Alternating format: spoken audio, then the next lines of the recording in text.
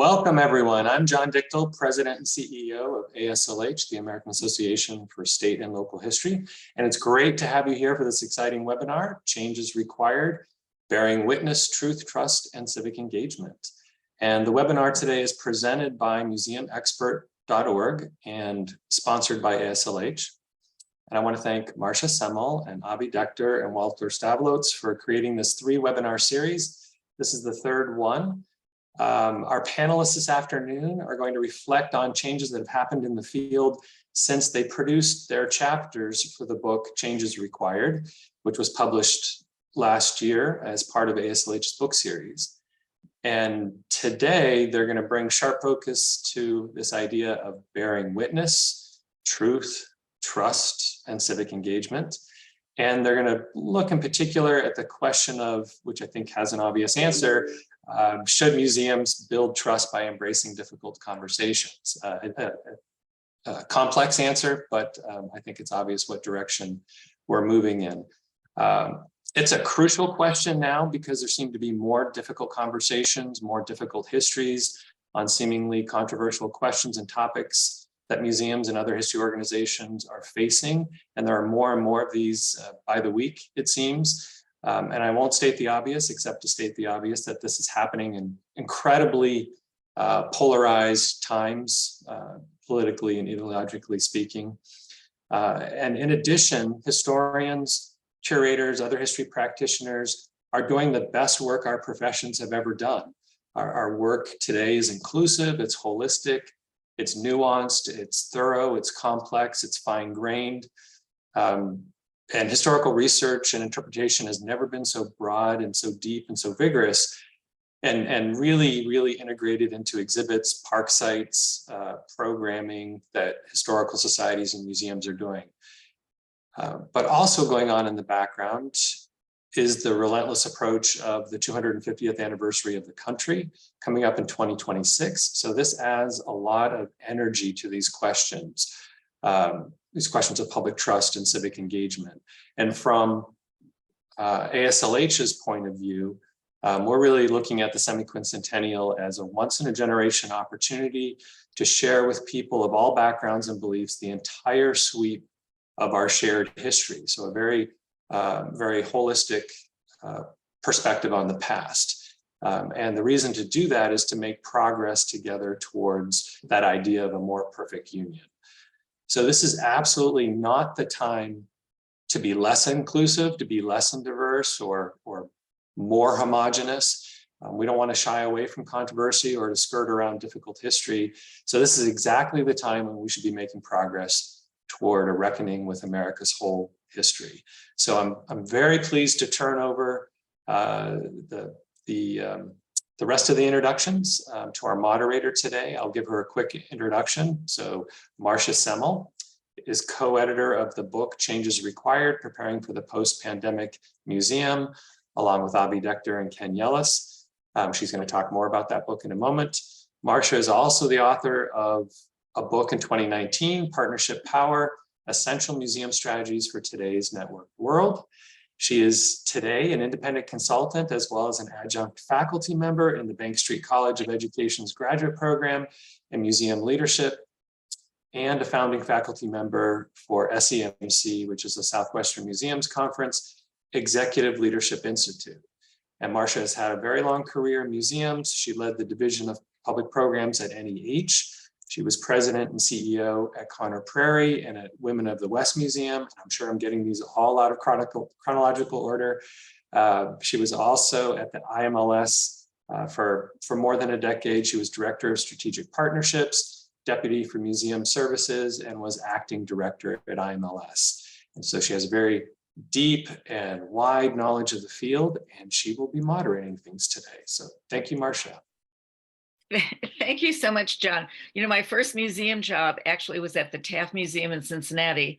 And the first exhibit I organized was about John Marin. And my first TV interview was with this society TV person in Cincinnati. And the first thing I said about John Marin is he lived a long time. And that's what I'm thinking about with your introduction. Thank you so, so much. And everybody, it's great to see a wonderful turnout for this really important conversation. I want to thank AASLH and John for the opportunity to publish the book with Rowman and Littlefield. I want to thank Walter Stavolo and Colleen Carter from Museum Expert for being interested in sharing the book and conversations with some of our themes and authors with the Museum Expert organization, and also for AASLH for this platform. So, and I especially want to thank our three participants in this conversation, Mariah and Tramia and Erin, for not only the time they took to write their essays when all of this change was going on. I think it was probably the spring and summer of 2021, but being willing to participate today. So before we get into our conversation, and I'm thrilled that Avi Dechter is also here because he's going to offer some final thoughts after our conversation this hour. Before I get into the specific pieces that our authors wrote for Changes Required, I just wanted to give a bit of a context for the book itself. The book grew out of a series of blogs and Zoom conversations that initially involved Avi Dechter and Ken Ellis. I came on board in the spring of 2020, and we spent some time listening to colleagues from throughout the museum field, from all kinds of museums, in different positions in those museums. Everybody was reckoning with the shutdown, the public health crisis, and the need for racial reckoning with our systemic racism in this country that was especially exposed by the murders of people like Breonna Taylor and George Floyd. Yet I also wanted to stress that it wasn't only the pandemic and the work of Black Lives Matter that stimulated this book. We felt that there had been many signals from our communities, our funders, our staff members, and other stakeholders that the prevailing models for museums and cultural organizations were too often based on outmoded forms of leadership, stewardship, calcified organizational hierarchies and internal processes, insufficient or non-existent DEIA practices, and ineffective community engagement. So our book presents in the form of short, personal, and I would say extremely readable essays, the thinking of 48 museum leaders from different types of museums, from different generations, and in different roles in those museums. We tried to privilege new voices, especially those of our many BIPOC professionals, and our writers had much to say. And as John Dichtel so beautifully laid out for us, the three people who wrote for the book, who we're going to be getting into a conversation with today, helped us address this notion of bearing witness in this time of polarization, of widespread anxiety, of isolation. How do museums retain their reputations and continue to earn their reputations as trusted organizations at a time when there's tremendous polarization in this country? So I'm going to start by introducing each of our speakers, who's going to say a few words, about maybe 5 minutes or so, about their particular contribution to the book, so we all are on the same playing field, and then we'll get into a longer conversation among everybody. So I'm going to start with Mariah Berlanger-Shevchuk. She is Director of Exhibitions and Cultural Resources at the Five Oaks Museum in Portland, Oregon. And I'll add that every one of our presenters today is either in a new position at the same museum, which is true for Mariah, or in a totally different institution as when they wrote their essay.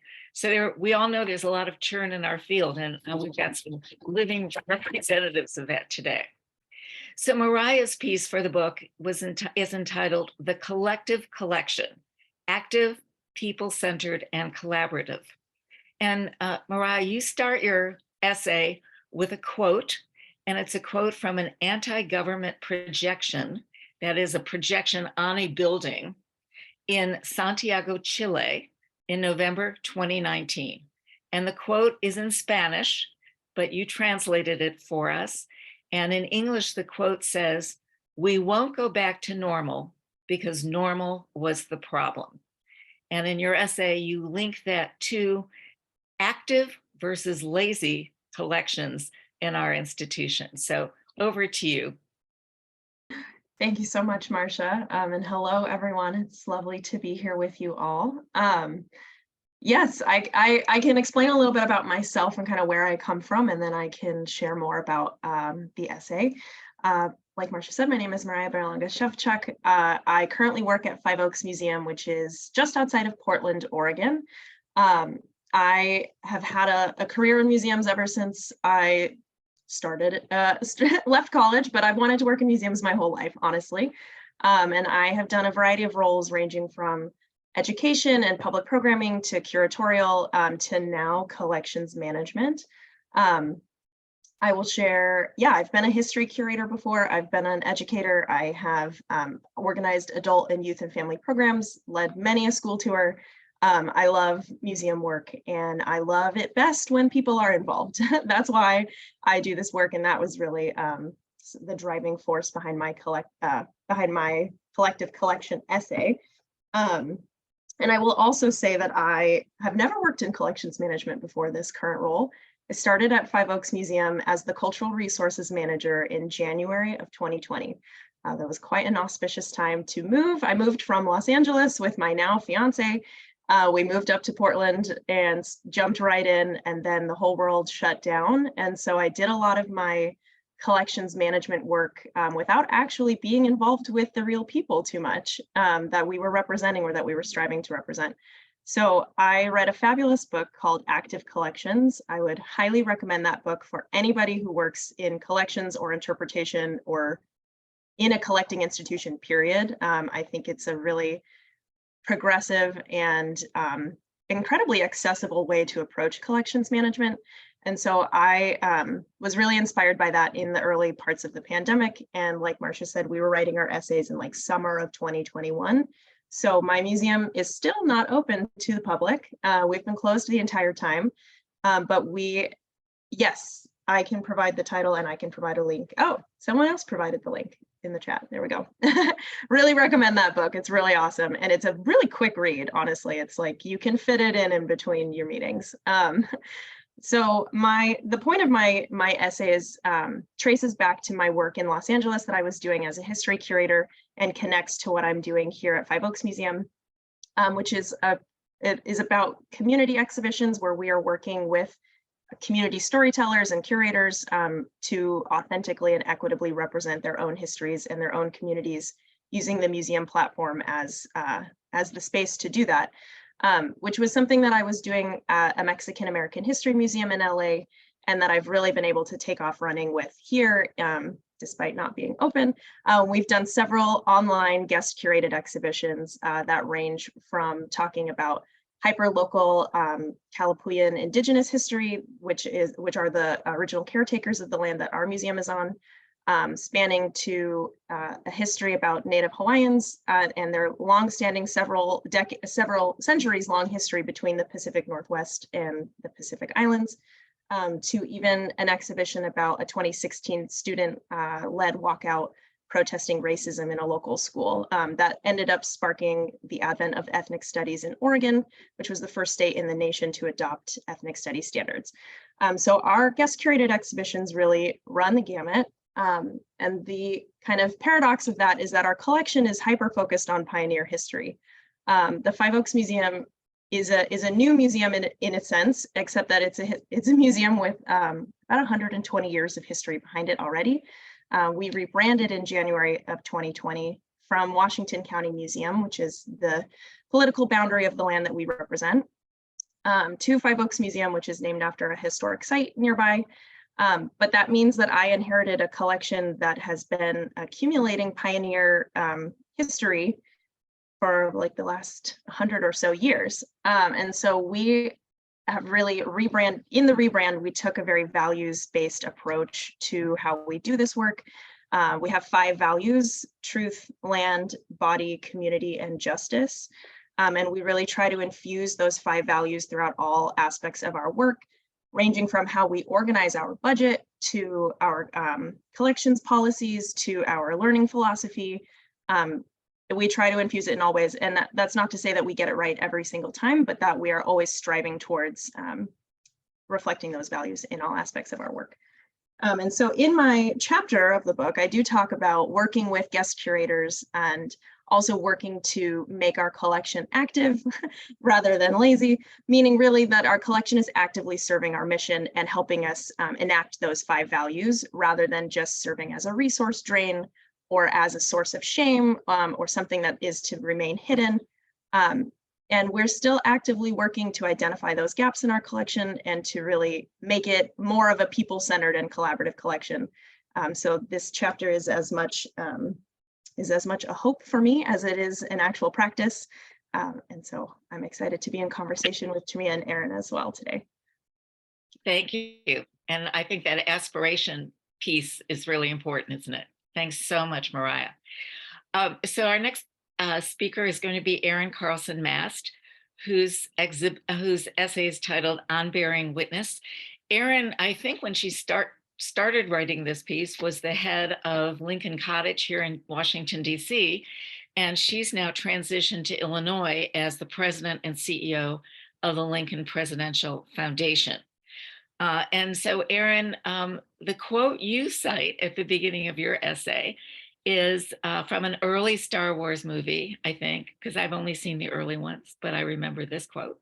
Obi-Wan Kenobi is talking to a young Luke Skywalker. And he says, Luke, you're going to find that many of the truths that we cling to depend greatly on our own point of view.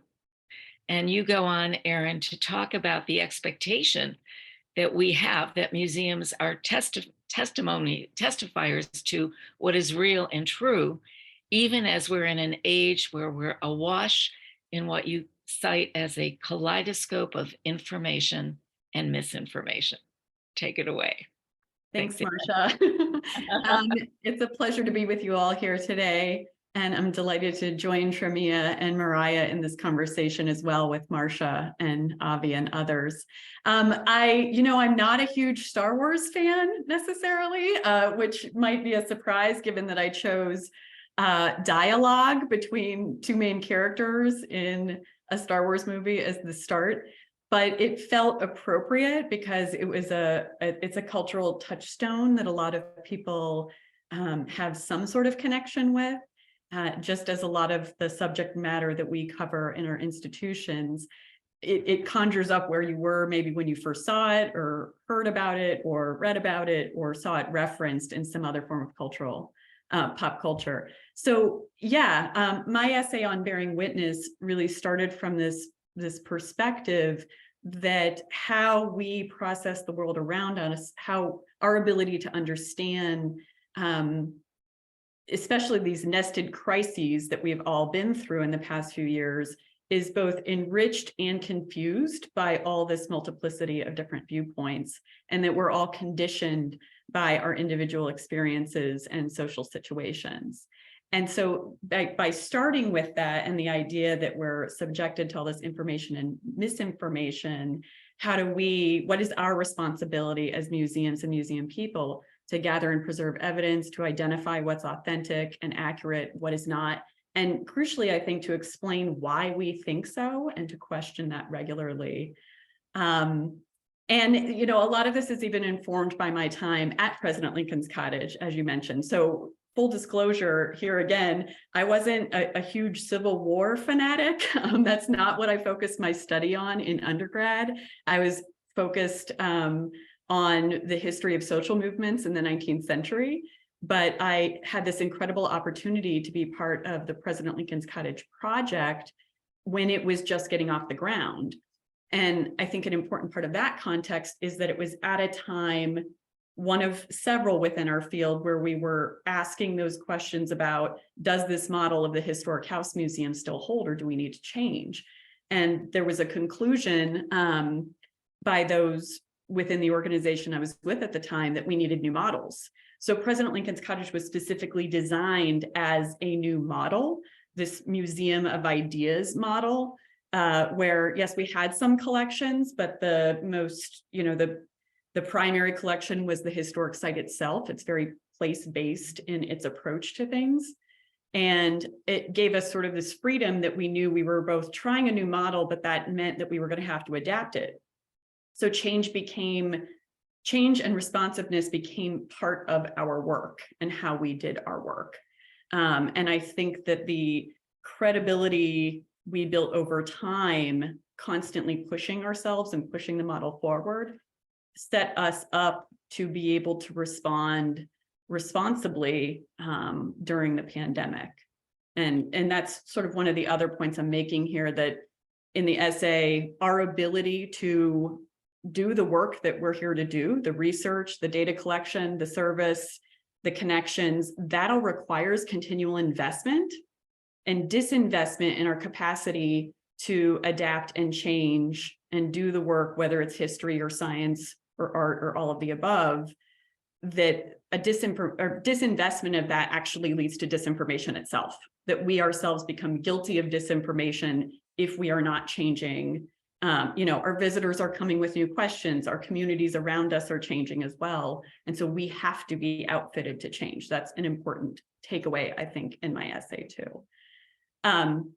So like I said, at President Lincoln's Cottage, a lot of what we were moving towards was constantly doing that, that evolution and that responsiveness, such that when we had to shut down, we had new programming that we were able to launch into within a couple days. The investment that we made in our ability to change wasn't sort of surface level. It was part of our DNA. It was throughout the organization. And so that's another piece of this, I think, is that it needs to be very introspective, and we need to consider what is the responsibility, who are the people that we are trying to serve here, who is doing this work with us, so that the mission is something that's being interpreted at every level of the organization. Mariah made a comment about how is this informing our budgets, and one of the phrases that we always talked about at President Lincoln's Cottage, I would say, your budget is the language is your mission in the language of math, that you have to be expressing this throughout. It can't just be one collaboration or one program, but what is your practice and how is this informing everything you do? Having said that, it's one of those things that can be easier said than done. How can we bear accurate and authentic witness to history, to the present moment, without alienating stakeholders and communities? If you're changing towards something, are you changing away from something? You may be or maybe not if it's being done inclusively.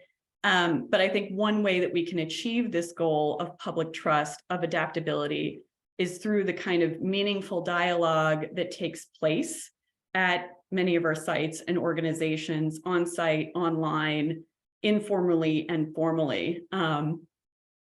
And I think that this all comes back to another issue, which is, how do you know which institutions you can trust?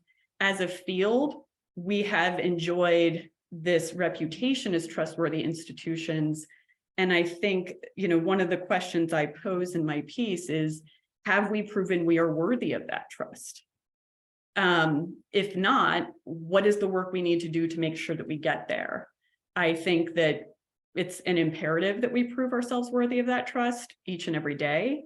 And by doing so, we will all be in a better place to face the problems of our world and to solve it together, which is what we need to do. I think that collective impact piece is critically important to our work. It always has been, and it really needs to be at the forefront now.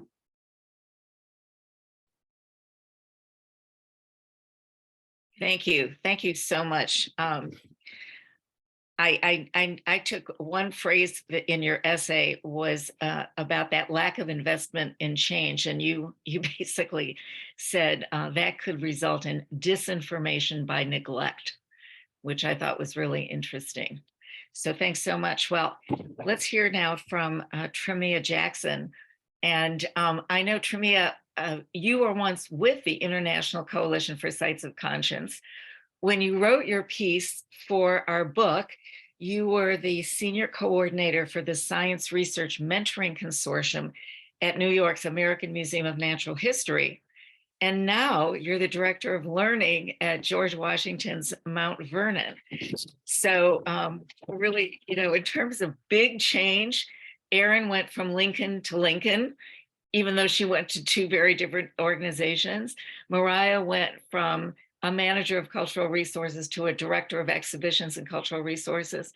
Maybe you've done the biggest leap, but we'll look forward to hearing from you. And the quote you open your piece in the book with, and again, the essay is called "The Water We Swim In," is by David Foster Wallace. And this is the quote: "There are these two young fish swimming along, and they happen to meet an older fish swimming the other way, who nods at them and says, 'Morning, boys, how's the water?' And the two young fish swim on for a bit, and then eventually one of them looks over at the other and goes, 'What the hell is water?'" And in your piece, I think you kind of define the water that society and museums swim in as the structural racism that undergirds so much in our culture. But I'll turn it over to you for a few minutes of amplification. Thank you. Thank you, Marsha. And thank you, everybody. I'm so honored to be talking with such amazing people, and I'm excited for this conversation. The water we swim in. Back when I was at the American Museum of Natural History as a senior coordinator of a consortium, the consortium, we worked with science organizations, mentoring organizations, mentoring students of color throughout New York City as part of my work. And so a lot of that work was connecting with managers and figuring out ways to both support the youth that were struggling at home during the pandemic. A lot of our staff, all decided to, leave the office and work from home. And that meant a lot of our programming, which was focused on teens and young adults, had to change and had to adapt. And so we were really thinking about, okay, how are we going to serve students, from in the Bronx, in, the Queens, in Manhattan, in Brooklyn, that were all coming to their different locations and coming to the museum to work with their science mentors. And now having to realize that a lot of students didn't have computers or didn't have access to internet.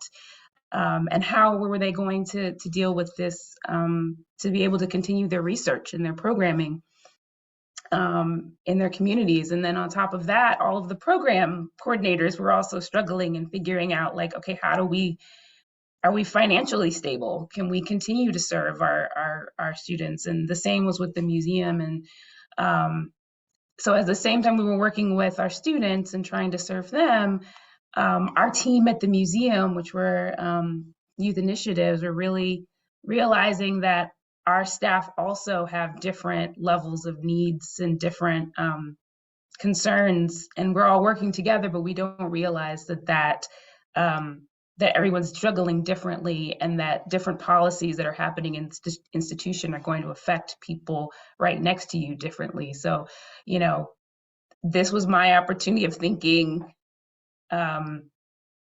structural racism and the things that we're doing as institutions to try to support our audiences, try to bring diverse narratives, trying to, support especially and bring people of color into museums and into museum spaces and into sciences. Our own staff were struggling as well. Our own staff, we weren't thinking of the people around us and how they're both dealing with the institution at different levels with their own views, as well as how they're serving other people. And so This came out of lots of dialogue and conversations that we were having as a staff about white supremacy, and bringing these conversations, not just from the mentoring space, because we were working with scientists who were struggling with how to connect with their students of color. Science is a predominantly white male field, and that was the same case with all of our scientist mentors. And so we were working to bring DEI into science, into conversations and mentoring, and even looking at science itself and how it has evolved and can be non-inclusive. And so that triggered, personal conversations with staff. It triggered conversations about education and how our systems are built in ways that there are norms that we don't even realize that we're continuing in our office spaces.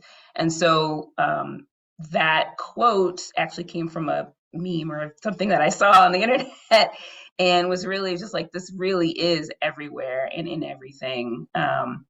And it really continued to make me want to be fired up to really examine this and figure out ways of building teams and trying to help them realize it and how it shows up in our work.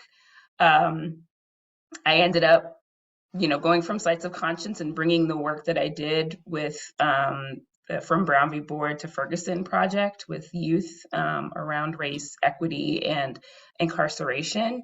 And that's helped spark the conversations we were already having at the Museum of Natural History, but further, solidify the fact that, we need to really talk about socioeconomic structures, structural racism, and how that affects science and our youth. And then moving to Mount Vernon really was both I'm burned out and want to come home because the pandemic was real, but also wanting to, really complicate the idea, not complicate, but really think about the idea of George Washington and the 18th century, and working with the League of Descendants of the Enslaved here at Mount Vernon, working with Black Women United for Action, which is a community organization in the community, understanding that there's so much rich history here about not only George Washington, but the enslaved community and women and just the diversity of the 18th century, and wanting to bring those practices of both learning and equity and diversity and inclusion into a new department. So the learning department was new and something that I wanted to structure in a way that when I was at a coordinator, I couldn't really do. And as a director, now I can begin to put those things into practice and try to change systems. That's great. Thank you. Thank you so much. And I speaking of putting things into practice, I neglected to invite everybody on the webinar to put some questions in the chat. So as you're thinking about, we're getting some great comments in the chat, but as you're thinking of, as we go through some of our conversation, if you can share some of your questions, and we'll do our best to respond in our limited time. And so each of you have talked a little bit about, your essay, and also given us hints about, and thanks so much for doing this, Tramia, how, even in your transition, you're doing your work now. But I wondered if you might give us some specific examples of the kinds of changes, especially in your current roles, that you've not only thought about, but that you've put in place, and some of the reactions or responses, both within the organization and with your audiences. So it's open, anybody who wants to start. I'll jump in. So I believe that I was writing this essay in the midst of changing organizations. I think I started it while I was at one. I was definitely still in DC at the time, though my move was delayed because of the pandemic. But I also jumped into another organization that was itself going through a tremendous change. And that also created this wonderful opportunity for me to help lead the foundation towards a new vision and mission and mode of practice and partnerships. So in just a year, we completely changed, we changed our vision for sure. And it's much more oriented towards the national and international protection of and perpetuation of freedom and democracy worldwide, because we understand that democracy is under attack. Whether you agree with it or not, President Lincoln is upheld as an exemplar of US democratic leadership. And so that presents an opportunity to leverage that as a starting point for conversation. There's some familiarity, even if some of it's misinformation about Lincoln. Nearly everyone I've ever met worldwide has some sort of familiarity with him. And so that presents an opportunity. And we also changed our partnerships in the way we work. So we forged a new partnership with the National Parks Foundation. We saw that as an opportunity to support many more sites in meeting their full potential and serving the public and working with the public. And we also started doing some of our own programming in a new way. The very first project that we completed start to finish after a lot of the change was specifically called Warning Signs, and it's about Lincoln's response to rising threats to freedom, justice, and democracy in the 1850s. Tramia was mentioning, seeing some things online in social media, and one of the things that really stood out to me over the last few years is how frequently I would see people respond to a current event saying, I didn't know the history of that, or I feel betrayed, or I feel cheated because I was never taught that in school, or that historical context. And so I think the audience feedback loop is a little different for me at the foundation versus at the cottage, which was open to the public, year round, and I was based on site there. But understanding what the public does and doesn't know about the subject matter you focus on, I think is essential to delivering more effective programming.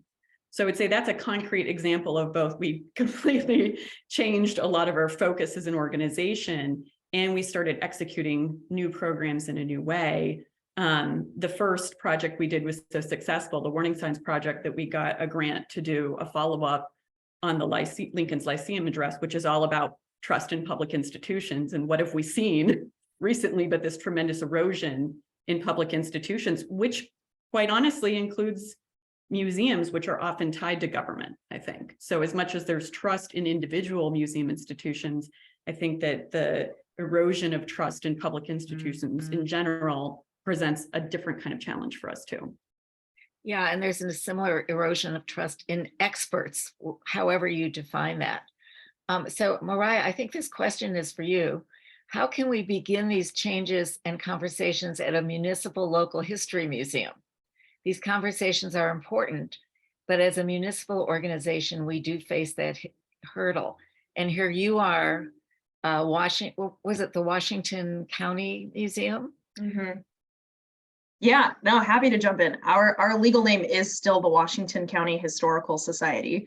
We do business as Five Oaks Museum, just as we previously did as Washington County Museum, but we were originally founded as a county division. Our collection is still legally owned by the county that we represent.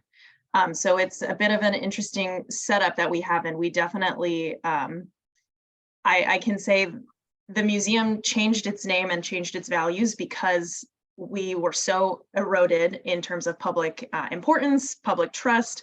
That was reflected in poor fundraising and really low membership numbers. And this museum was on the brink of closing and actually really almost did shut down and lay off all the staff prior to our shift to a co-director model and to this new values-based orientation that we take. And so it's been a slow going process. Trust building takes time. You can only move at the speed of the people you're working with, and you just have to commit to that. We take truth to be an orientation rather than a fixed state. And so for us, that gives us the breathing room and the freedom to say, we've learned better. Now we're presenting our information differently. We're interpreting our collections differently based on new information. And we try our best to bring everyone along for the ride. We definitely are an institution that has like an old guard, a very entrenched, very invested group of people whose stories were privileged by the institution for decades, whose literal family belongings are in our collection, and who were very upset by the rebrand. And on the other hand, Washington County is the most diverse county in the state of Oregon, by percentage, not necessarily by actual population, but percentage-wise, we are the most rapidly diversifying county in a state that was founded as a whites-only exclusionary state. So there's a really important community that's been totally ignored and or erased, not just in our hyper-local county, but in the entire state. And we have an obligation to represent their stories too, and to really bring their voices to the center, which is not to say that we're not telling pioneer stories anymore, but that we are really trying to take a multi-pronged, like multi-perspective approach to the history of this region. And we do that in our exhibitions with just trying to tell the facts and not tell people what to believe, but really just present the truth to them as best as we understand it. And then we really open up our programs as spaces for getting into deeper conversations, places where we can facilitate public feelings, which is a chapter in active collections. So again, anyone who works in a collecting institution, highly plug that book. But we really, it's important to acknowledge that people's feelings and reactions are real. It doesn't mean that they're necessarily going to get us to a better society all the time, but like if we are suppressing those feelings, then we're not getting anywhere closer to our goals. And so we try to respect what everyone is bringing to their experience here, while also knowing that, we're not going to platform hateful opinions. We're not going to platform misinformation or things that are proven to not be true anymore. But we are going to continuously be in conversation with as many people as we can. Great. Thank you so much. And if we have time, I'm going to get back to Jennifer Reed's question, but I wanted to switch and maybe put Tramia on the spot a bit, but Sarah Jenks asks about weighing in, and this can be for any of you, but I'm going to ask Tramia to talk maybe first, to weigh in on the question of how we do our work shapes the need for more new business models. The question of what our primary work is at cultural heritage institutions. So Tramia, since you were talking about internal norms, practices, pipelines to promotion and so on, you didn't get as specific about the budget as Erin did in her remarks earlier, but could you talk a little bit about that? I don't know how that's affecting your past work or your current work. The question of budget, or yeah, can you repeat the question? Well, a new business model, so that business model can include, but is not limited to the budget, right? It can be in terms of organizational creation. The fact that you're in a brand new department is an interesting one to me. Yeah, I mean, I think that that's really important. So when at American Museum of Natural History, when I left, one of the things that they started doing was unionizing, which is something that's really new and interesting for their staff, for the education department as well. And then coming here, it's like, that's not a case at all. There's no unionization, there's no situation there. But, one of the things that has changed, and I think that has grown is we've really focused on like salary compensation and trying to build in more structure there to try to just make things transparent and making opportunities where we're raising the minimum wage to a livable wage for the people that at the lowest level for us. I think trying to really examine the whole structure and like feeling of, what can we do to help support all of our staff in different ways? I think equity is a big part of that, and really figuring out how to put that into the structure that your organizational structure.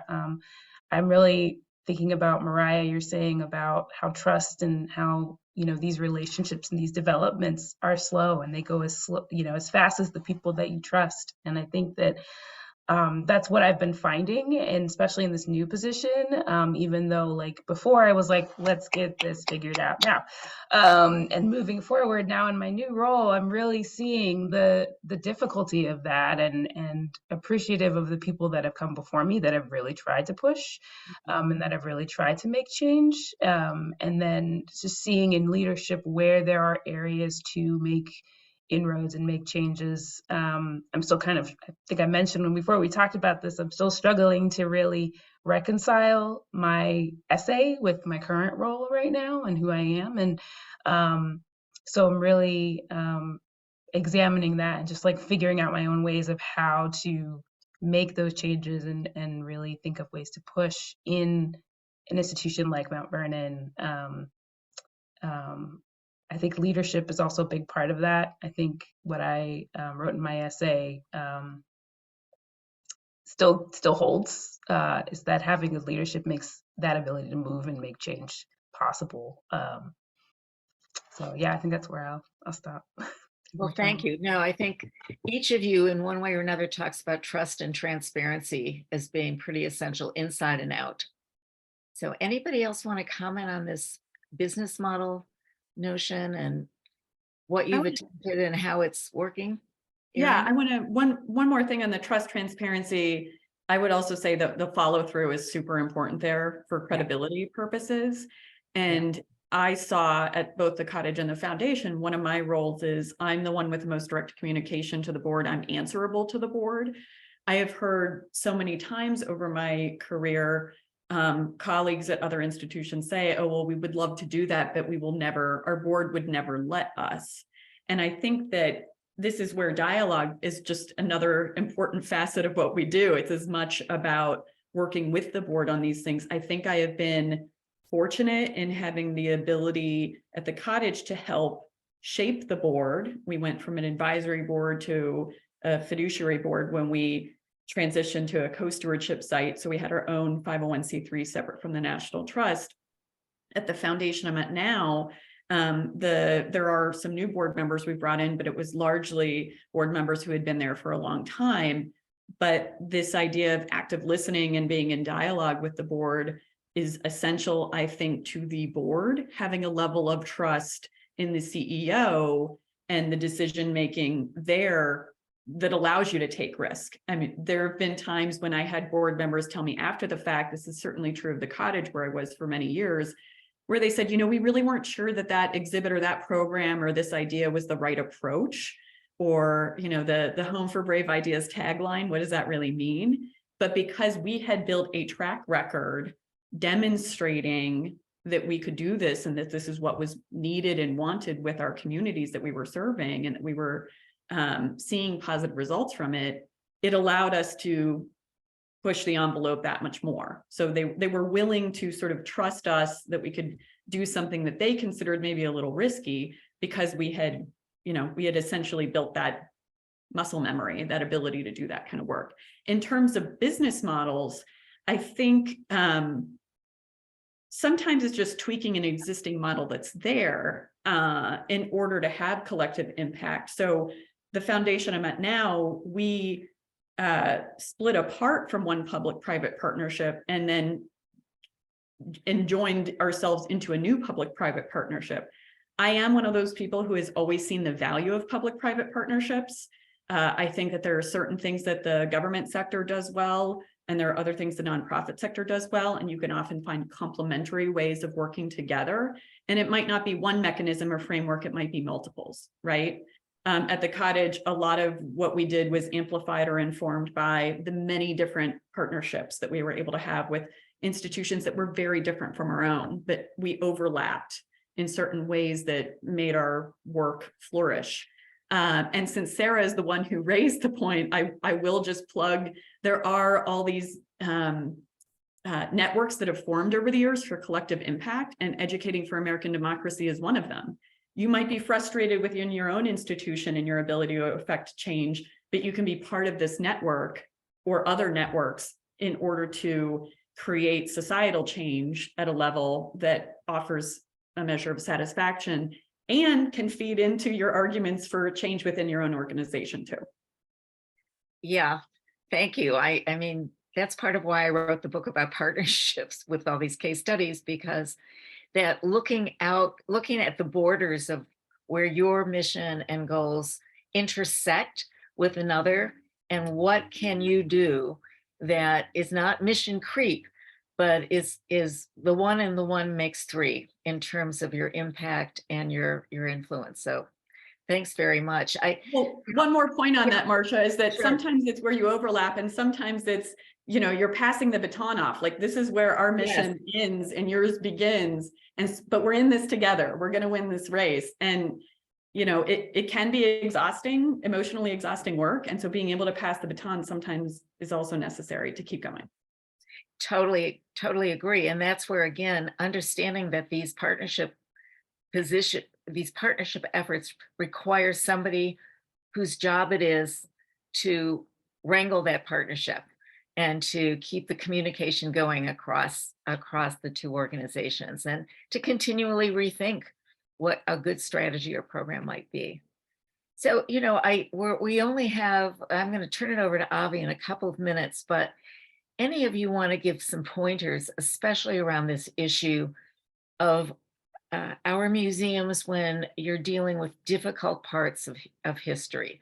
And you've all alluded to that one way or another, but especially when you have, you know, deep-seated myths and popular culture images that are really, really entrenched, and you do something that's going to upend someone's understanding of that difficult history. And we're tight on time, but any quick pointers that you've used to give people, I think, the courage and I loved what Erin also said about the board, you know, keeping them on your side and understanding, you know, showing them what can happen in a positive way. But I'll turn it over if anybody wants to pipe up with a thought or two.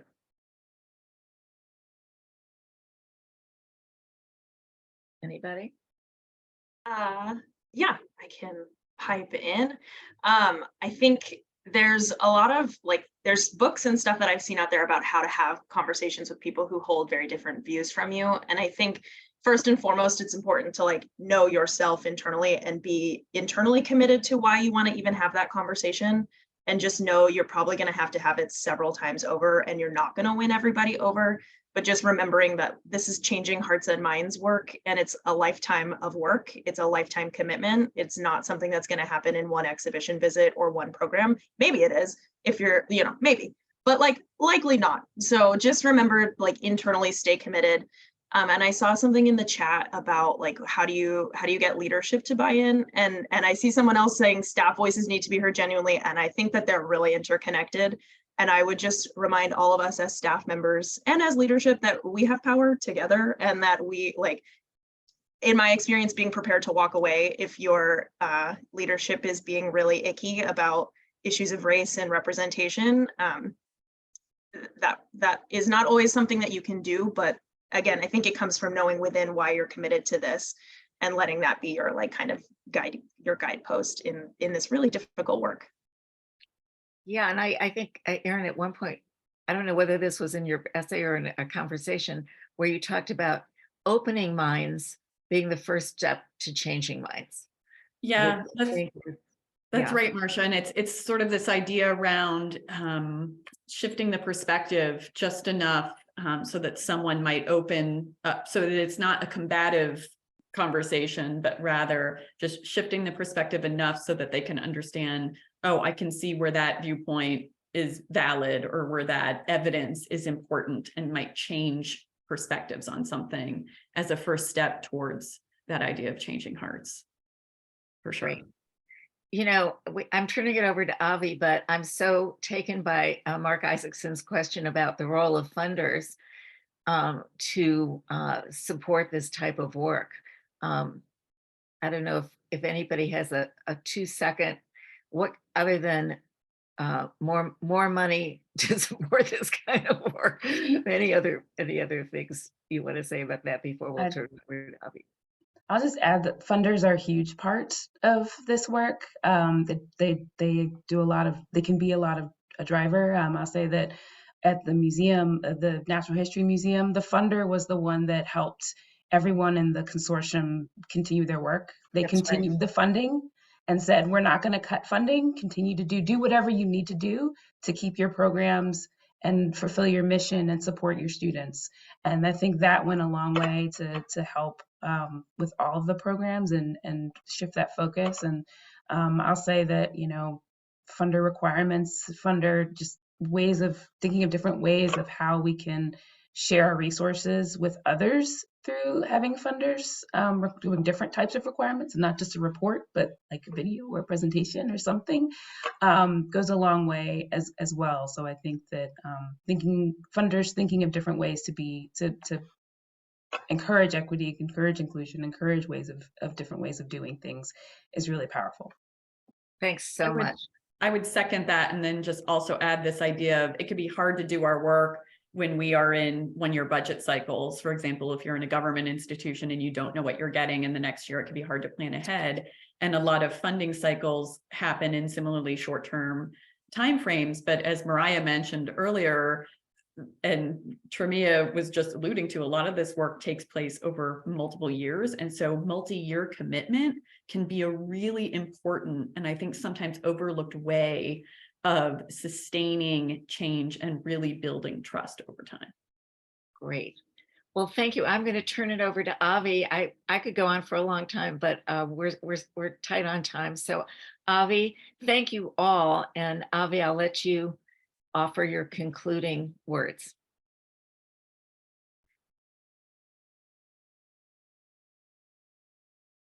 I don't know, are you muted? Yes, I'm unmuted. Thank you. First of all, thank you very much for the speakers. This has been a very rich and wonderful conversation. Thanks to all those who entered notes and comments into the chat section as well. Really stimulating questions. The nested crises of the past 3 years have disrupted the lives of millions of Americans. Many have been displaced from their former lives. They have lost their place in the world. One result of so many being in exile from their own lives is a widespread, intense burst of nostalgia, a longing for an earlier time when life was simpler, stable, and satisfying. The problem, of course, is that the real world was never so simple, so stable, or even so safe. But the old normal was at least familiar in a time of radical change. Everybody has their own America, and then they have the pieces of a fantasy America that they think is out there, but they can't see anywhere, as Andy Warhol put it, of all people. This nostalgic impulse is, of course, extremely powerful, writes the novelist Sally Rooney, and it has recently been harnessed to great effect by reactionary and fascist political movements. The mix of fantasy and fact has created a toxic environment. Our information ecosystem is polluted with misinformation, disinformation, and irrelevance. The signal to noise ratio is off the charts. How then can our museums bear witness to what is factual and real and true? How can we promote social change and equity against a backdrop of dismissive destructiveness? The Financial Times columnist Enuma Okoro suggests that we, quote, need to dream beyond our present circumstances and to maintain that dream if we are ever to progress. As our speakers have argued, we need to acknowledge our civic and communal responsibilities, then to engage the difficult issues of our day, even as we provide space for multiple ideas and opinions. Despite the risk, I think we need to transform the familiar and expected by adding context. We need to increase mutual understanding among our constituents by exposing them to each other and to new and challenging interpretations. We need to discard exhaustion and emotional despair and to embrace encouragement. We need to cultivate collaboration with our colleagues and our communities. We need, above all, to bear witness so that we and our communities can move towards a safer, fairer, more compassionate world. Thank you all for joining us, and thank you very much for our speakers. Thanks, Avi.